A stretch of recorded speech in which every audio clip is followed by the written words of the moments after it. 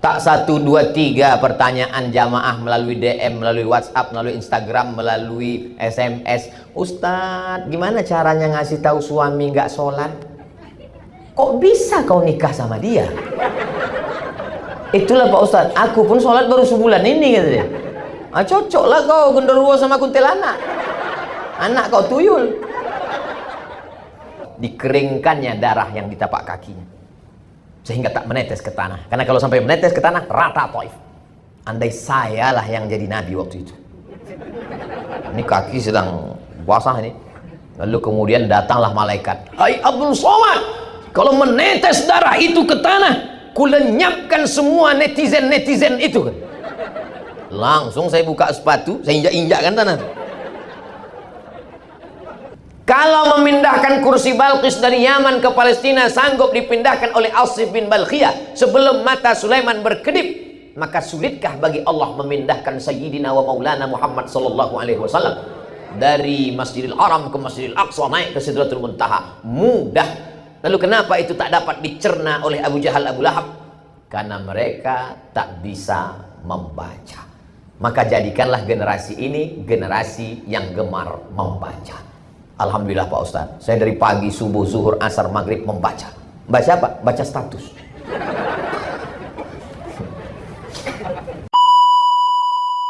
Assalamualaikum warahmatullahi wabarakatuh. Dari bunyi sambutan salamnya nampaknya acara ini sudah terlalu malam. Tapi jam saya menunjukkan baru jam 8 di Pekanbaru. Alhamdulillah, wassalatu wassalamu ala rasulillah. Yang besar tak dapat saya sebut gelarnya, yang kecil tak dapat saya sebut namanya. Insya Allah semua yang hadir maupun yang tidak hadir mengikuti program ini semuanya dimuliakan Allah subhanahu wa ta'ala. Ibu Ana Latu Konsina, itu tak boleh lupa karena anggota DPD. Subhanalladzi asra bi'abdihi laylan minal masjidil haram ilal masjidil aqsa alladzi barakna haulah linuriyahu min ayatina. Maha suci Allah. Kenapa awal ayat itu disebut dengan maha suci Allah? Karena banyak orang yang tak mensucikan Allah ketika mendengar Isra dan Mi'raj, ujian setelah 10 tahun dakwah. Sebelum itu mereka mensucikan Allah, tapi begitu mendengar ada makhluk bisa terbang dari Masjidil Haram ke Masjidil Aqsa naik ke Sidratul Muntaha, lalu mereka berkata, hai Muhammad sallallahu alaihi wasallam, angkat kakimu sebelah kanan. Nabi angkat kanan. Angkat kakimu sebelah kiri. Nabi angkat. Kata Nabi, jatuhlah kalau ku angkat sebelah kiri. Kalau mengangkat dua kakimu saja kau tak bisa, bagaimana mungkin kau katakan bahwa kau pergi dari Masjidil Haram ke Masjidil Aqsa lalu naik ke Sidratul Muntaha sebelum azan subuh kau sudah kembali ke Makkah? Mengapa mereka susah untuk menerima Isra Mi'raj? Ada 3. Yang pertama, karena mereka tidak mau membaca. Andai saja Abu Jahal, Abu Lahab, Abu Sufyan dan Abu lainnya itu mau membaca, mereka bacalah kisah tentang Nabi Sulaiman. Orang barat menyebutnya King Solomon. Sampai di Yogyakarta jadi Sleman. Nabi Sulaiman mendengar bahwa ada seorang ratu namanya Queen Balqis, Ratu Bilqis. Istananya di Yaman. Dan Nabi Sulaiman berada di Palestina. Dari Yaman ke Palestina lebih kurang 3000 km. Kalau naik pesawat 3 jam dengan kecepatan pesawat 1000 km 1 jam. Lalu kemudian Nabi Sulaiman tahu bahwa Ratu Balqis sudah mau datang. Maka apa kata Nabi Sulaiman? Ya ayyuhal mala'u, wahai para tentara-tentaraku, ayyukum ya'tini bi arsyiha qabla an ya'tuni muslimin. Siapa di antara kalian yang mau sanggup membawa kursi Balqis sebelum Balqis sampai ke Palestina? Nabi Sulaiman mau memberikan kesan pertama begitu menggoda. Bagaimana supaya ketika Balqis sampai ke Palestina dia terkejut. Oh, aku belum sampai kok kursiku sudah sampai duluan. Apa kata jin Ifrit? Wa qala ifritum minal jin. Berkatalah jin Ifrit, ana atika bihi. Aku bisa membawa kursi Balqis dari Yaman ke Palestina. Berapa lama? Qabla an taquma min maqamik. Sulaiman, sebelum kau tegak dari tempat dudukmu, kursi Balqis sudah pindah dari Yaman ke Palestina. Kira-kira berapa detik lah itu tegak dari kursi tegak ke atas? Paling 5 detik, kalau tidak terkena osteoporosis. 5 detik Sulaiman sampai kursi Balqis dari Yaman ke Palestina. Wa qala allazi 'indahu 'ilmun minal kitab, berkatalah seorang laki-laki yang punya ilmu dari Al-Quran, namanya Asif bin Balkhiyah. Apa kata dia? Ana atika bihi qabla an yartadda ilaika tarfuk, aku sanggup membawa kursi Balqis dari Yaman ke Palestina sebelum matamu berkedip. Begitu mata Sulaiman berkedip, langsung kursi Balqis sampai. Kalau memindahkan kursi Balqis dari Yaman ke Palestina sanggup dipindahkan oleh Asif bin Balkhiyah sebelum mata Sulaiman berkedip, maka sulitkah bagi Allah memindahkan Sayyidina wa Maulana Muhammad sallallahu alaihi wasallam dari Masjidil Haram ke Masjidil Aqsa, naik ke Sidratul Muntaha? Mudah. Lalu kenapa itu tak dapat dicerna oleh Abu Jahal, Abu Lahab? Karena mereka tak bisa membaca. Maka jadikanlah generasi ini generasi yang gemar membaca. Alhamdulillah Pak Ustadz, saya dari pagi, subuh, zuhur, asar, maghrib membaca. Baca apa? Baca status. Membaca karena Anda adalah apa yang Anda baca. Kedua, kenapa Abu Jahal, Abu Lahab tidak bisa menerima Nabi Muhammad SAW Isra Mi'raj? Karena mereka tidak belajar fisika.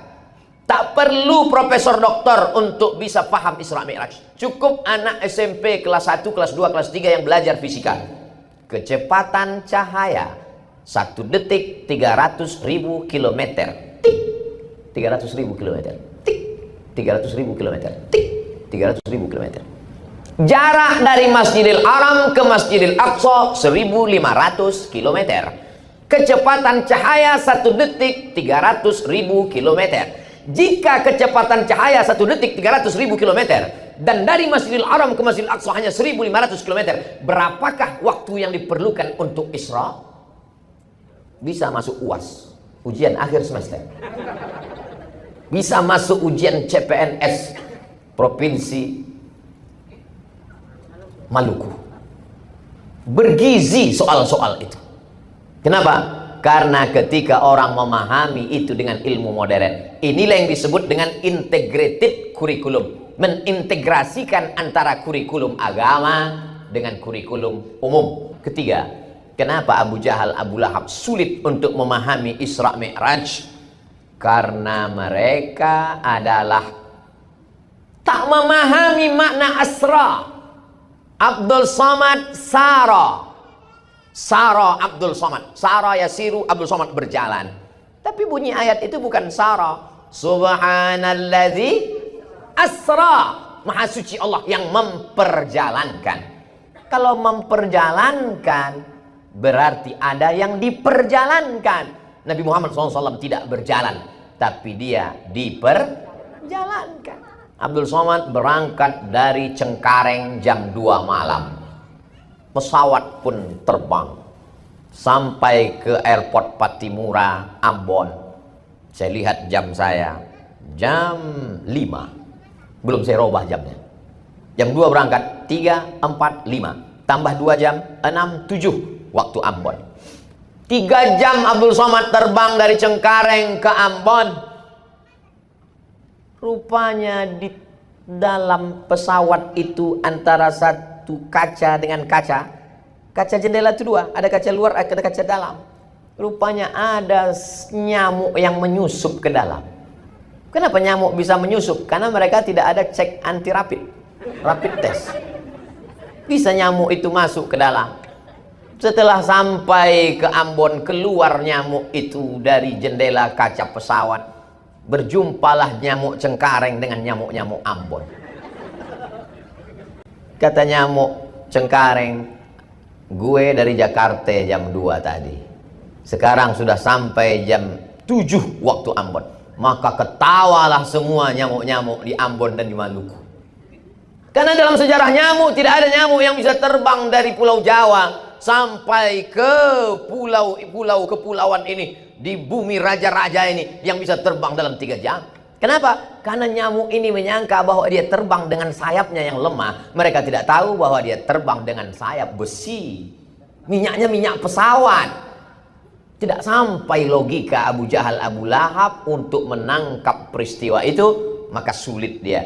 Maka anak-anak kita diajarkan ilmu-ilmu, tidak hanya ilmu agama, tidak hanya iman yang kuat, tapi juga ilmu rasional. Maka kita diajarkan Rabbana atina fid dunya hasanah wa fil akhirati hasanah wa qina adzabannar.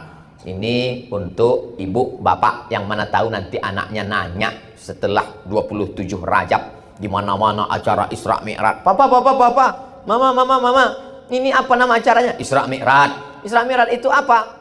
Nabi Muhammad dari Masjidil Haram ke Masjidil Aqsa naik ke Sidratul Muntaha. Kok bisa? Memang dia Superman?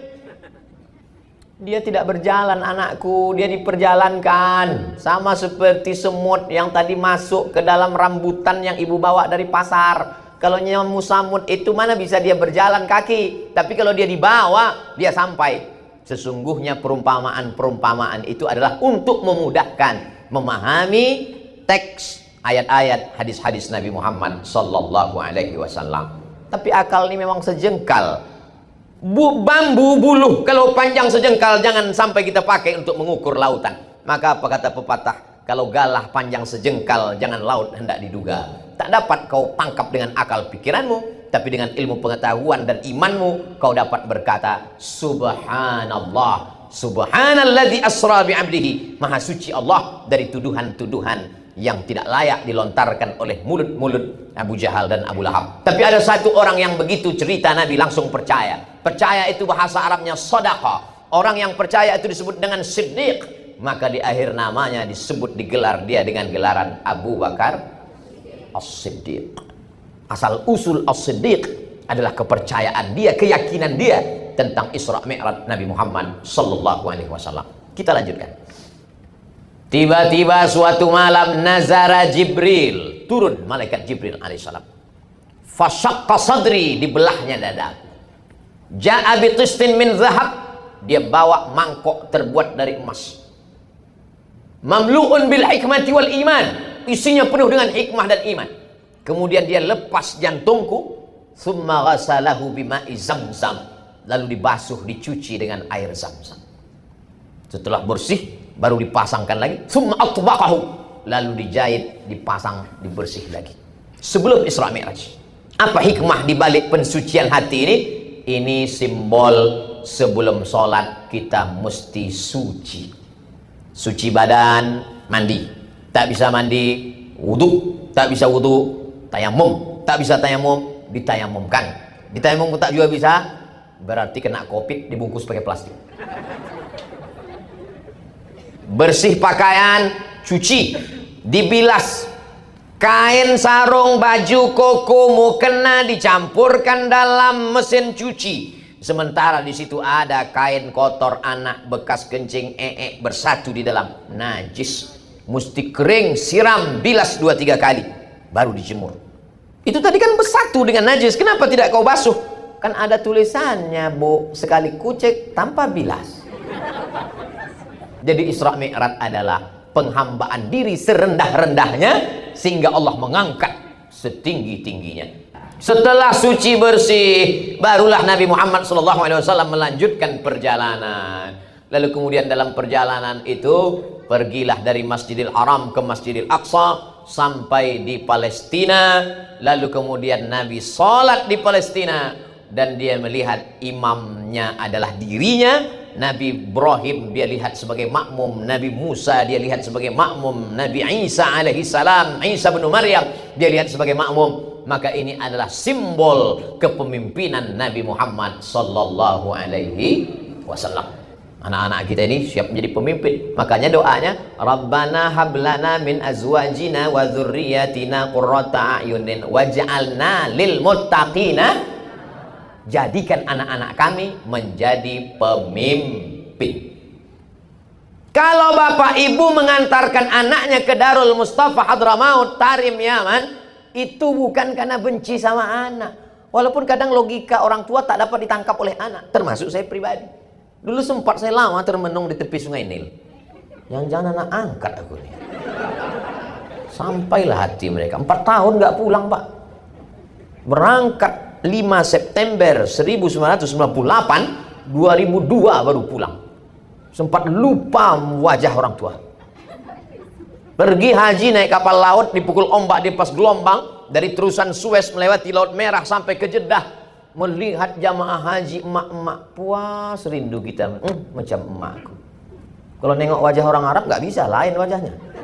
Nampak orang Indonesia, tengok lama, takut pula dia, disangkanya kita copet. Ini jamaah haji gelandangan gitu, nggak punya hotel, nggak punya penginapan, nggak punya duit. 4 tahun, lalu kemudian baru pulang. Setelah itu lanjut lagi pergi ke Maroko 2 tahun. Masih ada lagi beasiswa sisa-sisanya. Mak, aku mau lanjutkan lagi nih sampai S3, karena ada program ini, ada 3 tahun, berapa tahun lagi jatah. Apa kata almarhumah ini? Tak ada gunanya kau balik doktor tapi aku almarhumah. Betul juga cakap dia itu. Setelah dia meninggal rasanya tak ada gunanya hidup ini. Dapat saya doktor dari Sudan, dapat profesor dari Brunei Darussalam, dapat apapun hampa rasanya. Jadi saya ingatkan kalian anak-anakku, kalau masih ada mereka, senangkan hatinya. Kemanapun kalian dikirimnya nanti, diam aja kalian. Kukirim kau ke Yaman, diam aja. Kukirim kau ke Kairo, diam aja. Kukirim kau ke Amerika, belajar bahasa Inggris dulu aku, Mak. Karena niat mereka tidak jahat, nak. Mereka hanyalah orang yang ingin melihat kalian bahagia, lembut, berkasih sayang.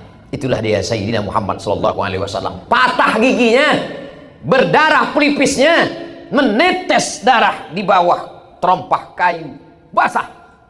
Datang malaikat mengatakan, ya Muhammad SAW, kalau sampai darah di kakimu itu menetes ke tanah, kuratakan Taif dengan tanah, hancur orang Taif itu semua. Apa kata Nabi SAW? Asallah an yukhrij min aslabihim man ya'budullaha wa la yusyrika bihi syai'a. Ya Allah, keluarkan anak cucu orang Taif, orang-orang yang menyembah Engkau, dikeringkannya darah yang di tapak kakinya sehingga tak menetes ke tanah. Karena kalau sampai menetes ke tanah, rata Taif. Andai sayalah yang jadi nabi waktu itu. Ini kaki sedang basah ini. Lalu kemudian datanglah malaikat. Hai Abdul Somad, kalau menetes darah itu ke tanah, kulenyapkan semua netizen itu. Langsung saya buka sepatu, saya injak-injakkan tanah. Quran yang dibaca Muhammad SAW sama dengan Quran yang kita baca. Sabda yang keluar dari mulutnya itu juga yang kita baca dalam Sahih Bukhari, Sahih Muslim, Sunan Abi Dawud, Sunan Nasai, Sunan Tirmidzi, Sunan Nasai, Sunan Ibni Majah, Musnad Ahmad bin Hanbal, Muwatta Malik, Sunan Ad-Darimi. Apa bedanya? Ada kelembutan hati melihat orang bukan sebagai musuh, tapi melihatnya sebagai hamba Allah yang perlu diselamatkan. Allahumma hdi qaumi fa innahum la ya'lamun. Setelah itu dia pun naik ke Sidratul Muntaha. Apa tujuan dari Isra Mi'raj itu? Linuriyahu min ayatina, supaya dia melihat.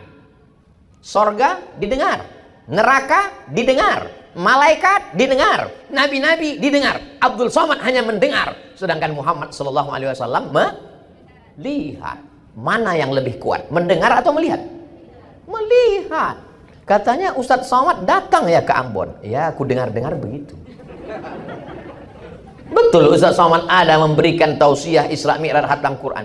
Ku dengar-dengar beritanya begitu. Kalau kamu, aku melihat dengan nyata. Kalau kau tak percaya, ini selfie kami. Melihat lebih kuat daripada mendengar. Makanya Allah ingin membuat Isra Mi'raj itu untuk apa? Linuriyahu min ayatina. Ketika itu apa yang dia lihat? Dia lihat ada orang memanen, tumbuh lagi, dipanen, tumbuh lagi. Kalau sawit dipanen, itu paling tidak 10 hari, 7 hari baru bisa dipanen lagi. Kalau pisang, tanyalah sama petani pisang. Kalau bunga, lihatlah berapa bunga. Tapi dipanen, tumbuh lagi, dipanen. Nabi bertanya kepada Jibril, Jibril, ya, apa ini yang kulihat ini? Kenapa begitu dipanen, tumbuh lagi, dipanen, tumbuh lagi? Itulah pahala orang yang bersedekah yang tak putus sampai hari kiamat. Tumbuh lagi, tumbuh lagi, tumbuh lagi.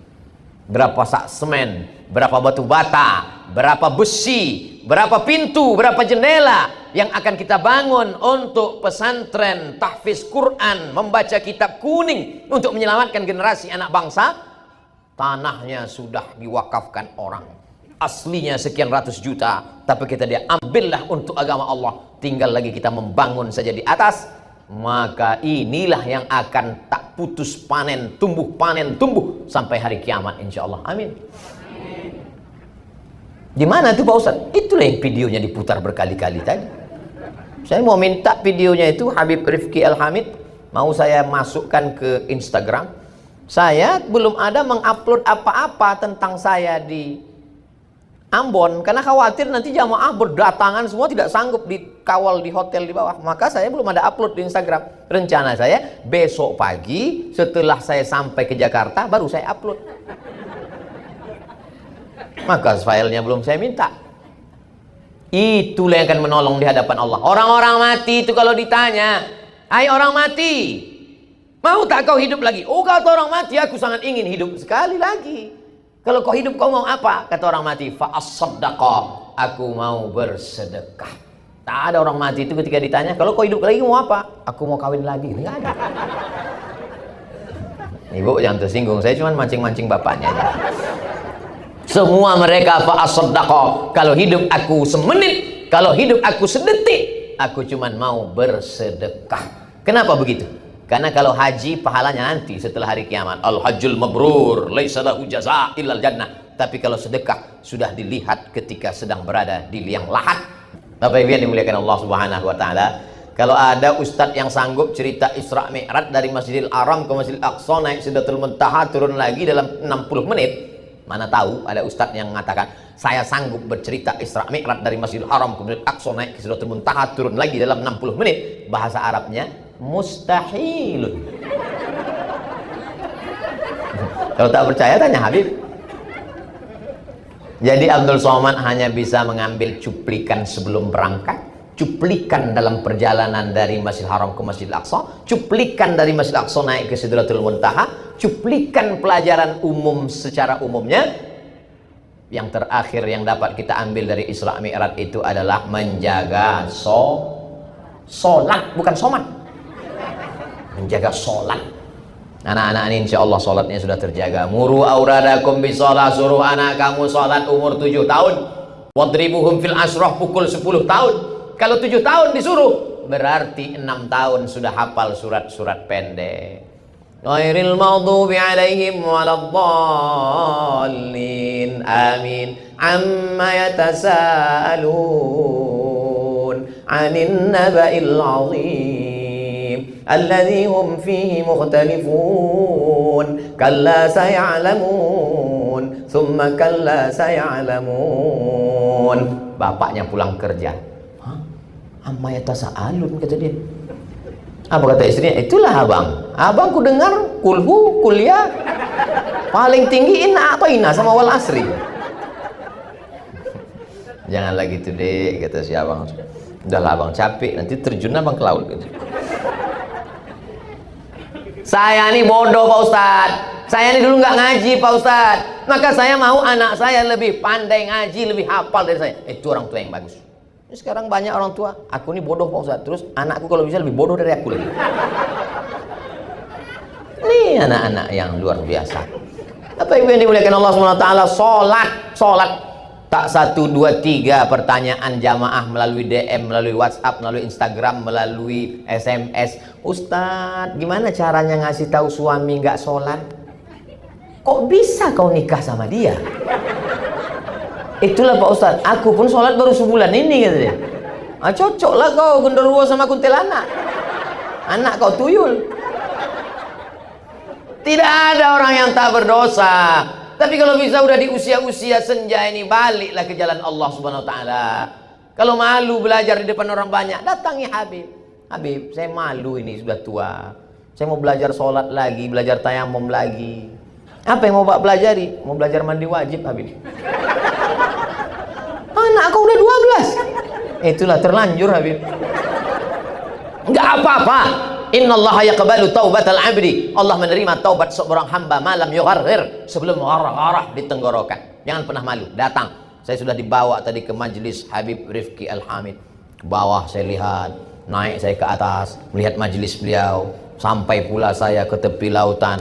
Apa nama tempat ini Habib? Liang. Bagus ini tempat. Supaya apa? Supaya ingat orang liang lahat. Jamaah yang dimuliakan Allah Subhanahu wa taala, siapa yang tak berdosa di dunia ini? Ustadz Abdul Somad ada dosa. Oh, dosaku yang paling banyak. Berapa banyak jamaah yang tersinggung mendengar ceramah saya?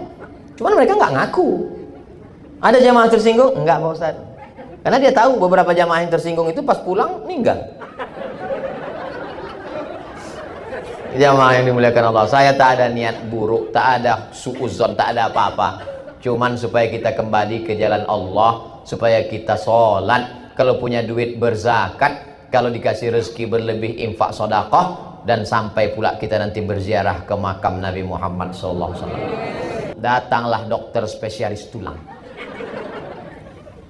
Ustadz Somad tahu nggak gimana anggota tubuh kita makan? Mana aku tahu. Makan kita pakai mulut Ustadz. Kalau makan kulit pakai pori. Tapi tulang nggak ada porinya, kata dia. Saya nggak mau nanya. Masa profesor nanya? Saya biarkan aja dia ngomong. Tulang itu nggak ada porinya Pak Ustadz. Terus tulang gimana makannya? Tulang makan dengan banyak digerak-gerakkan.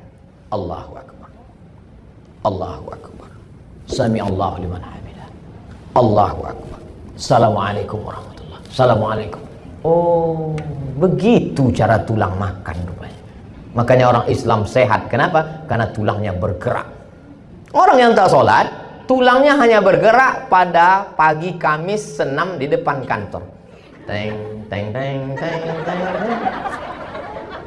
Itu pun banyak yang leher tak bergerak. Yang bergerak mata melihat instruktur pakai celana sempit.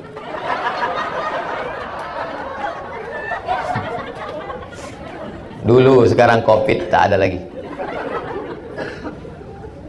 Ini jantung menyemburkan darah. Darah disemburkan dari jantung naik ke otak. Apa yang dibawa oleh darah? Oksigen. Tapi darahnya tidak lagi secair dulu. Kenapa? Darahnya sudah beku. Gara-gara apa? Minyak, lemak, gula, kolesterol. Maka darah itu tidak bisa lagi bergerak. Akhirnya karena kurang asupan oksigen ke otak, orang kena stroke ringan. Allah tahu, Allah tolong. Bagaimana cara menolong supaya jantung ini ringan? Sujud. Jantung di bawah, otak di atas. Payah naiknya. Ketika sujud, jantung di atas, otaknya ke bawah. Ada juga orang yang otaknya di bawah, jantung di atas, otaknya di bawah. Waktu sujud jantung di atas, otak di bawah. Bertasbih paling sedikit sekali, 3 kali. Kata Imam Al-Hasan Al-Basri, yang sempurna 7 kali. Subhana rabbiyal a'la wa bihamdi. Subhana rabbiyal a'la wa bihamdi. Subhana rabbiyal a'la wa bihamdi. Subhana rabbiyal a'la wa bihamdi. Subhana rabbiyal a'la wa bihamdi. Subhana rabbiyal a'la wa bihamdi. Subhana rabbiyal a'la wa bihamdi. Sampai darah berputar membawa oksigen ke otak. Makanya habis sholat segar. Ini banyak sekarang orang sholat otak darahnya nggak sampai ke otak. Allah, Allah, Allah, Allah. Darah baru sampai tengkuk. Kata darah itu apanya maksud kau, kata dia. Ini serius apa enggak ini sholatnya? Nabi pernah sholat membaca surat Al-Baqarah 2 juz 4 lembar dan sujudnya sepanjang ayatnya. Bayangkan itu, sujudnya sepanjang ayat. Tapi bukan waktu jadi imam, pas sholat sendirian. Jangan gara-gara ini nanti besok imam buat sujud sepanjang.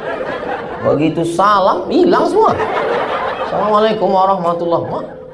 Rupanya udah unjuk rasa ke kantor Pak Sekda, ganti imam, ganti imam. Saudara yang dimuliakan Allah SWT. Tapi jangan pula gara-gara ceramah Al-Fakir Abdul Somad ini kita semua sholat niatnya sudah rusak. Usolli fardhu zuhri, untuk menurunkan darah dari jantung ke otak dan mengasih makan tulang-tulang. Allahu Akbar. Usolli fardhu zuhri 4 rakaatin adaan makmuman tetap lillahi ta'ala. Lillahi ta'ala. Adapun otak sehat, darah mengalir, itu adalah bonus.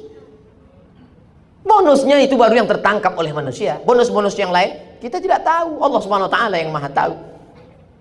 Mudah-mudahan secuil pengetahuan yang disampaikan Abdul Somad ini mendatangkan manfaat buat yang menyampaikan, dan kita semua dapat mengambil pelajaran insyaallah. Amin ya Rabb.